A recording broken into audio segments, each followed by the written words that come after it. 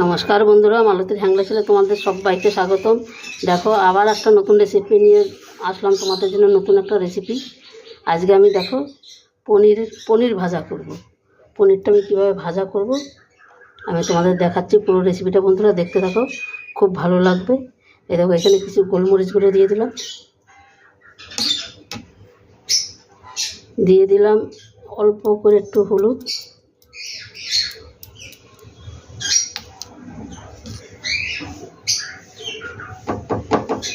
একটু লঙ্কার গুঁড়ো দিয়ে দিলাম,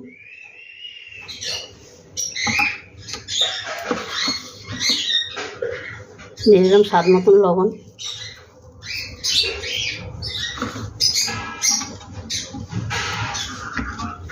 দিয়ে দিলাম 1 ইঞ্চি মতন একটু আদা বাটা। এটাকে এবার একটু ভালো করে আমি মেখে নিচ্ছি।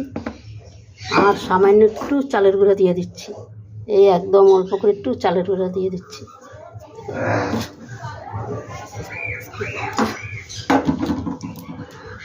বন্ধুরা, এটার মধ্যে দিলে তোমরা একটু রসুন বাটাও দিতে পারো, কেন এটা আমি পুরো নিরামিষ করব, তাই আমি রসুনটা দেবো না। তোমরা রসুন দিলে দিতে পারো, কাঁচা লঙ্কা বাটাও দিতে পারো রসুনের সাথে, কিন্তু আমি দিলাম না, বাচ্চা খাবে তো, তাই আমি কাঁচা লঙ্কাটা দিলাম না। আমি লঙ্কার গুঁড়াটা আর গোলমরিচ গুঁড়াটা দিয়ে দিলাম। এটাকে এবার মেখে আমি প্রায় আধ ঘন্টার মতন আমি রেখে দেবো। পুরো আধ ঘন্টা আমি রেখে দেবো। পুরো ভিডিওটা তোমরা বন্ধুরা দেখতে থাকো, খুব ভালো লাগবে।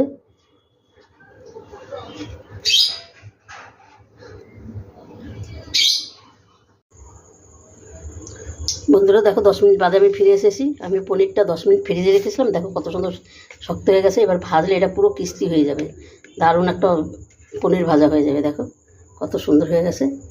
এদিকে তেলটা আমার গরম হয়ে গেছে। এই দেখো, তেলটা কিন্তু বেশি গরম হইলে হবে না। আমি এবার দিয়ে দিচ্ছি। দেখো,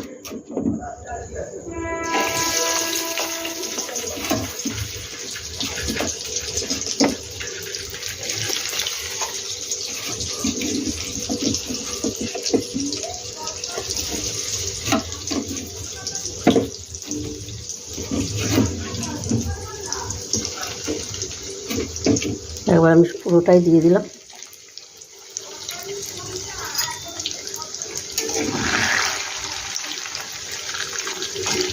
এটা হালকা আঁচে এটা ভাজতে হবে, বেশি আঁচে ভাজলে তোমার উপরটা পুড়ে যাবে আর নিচটা নরম হয়ে থাকবে, ক্রিস্পিটা হবে না। বন্ধুরা দেখো, পনির ভাজাটা আমার কত সুন্দর হয়েছে। কালারটা দেখো কত সুন্দর কালার হয়েছে একটা।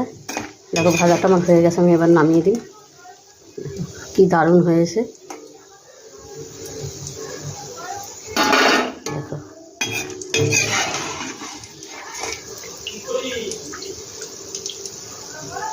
তেলটা ভালো করে ছেঁকে তারপরে নামিয়ে দিচ্ছি।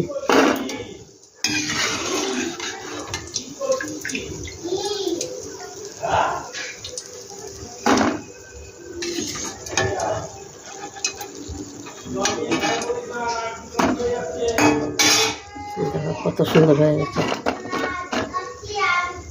দেখো এখানে এটা সস দিয়েও খাওয়া যাবে, শুধুও খাওয়া যাবে। ওই দেখো খাওয়ার জন্যে এখান থেকে রাখছে। একটু উপরে একটু বিট নুন দিয়ে দিচ্ছি।